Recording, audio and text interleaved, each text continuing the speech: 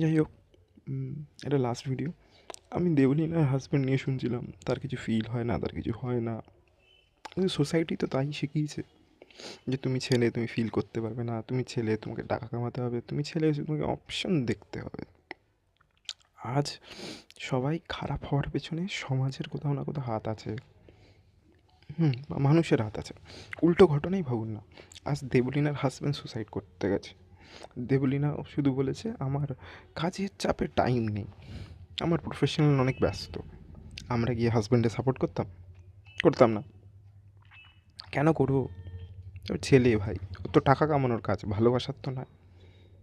আজ ওর বউ সুসাইড করতে গেছে বলে আজ বলা হচ্ছে যে তুমি ভালোবাসতে কেন পারোনি। সোসাইটির এই প্রবলেমটাই চিরকাল ছিল, আছে। সোসাইটিতে ঠিক জিনিসকে প্রথমে বেঠিক দেখানো হয়, যখন বেঠিক হয় তখন বলবে না ওটা ঠিক ছিল।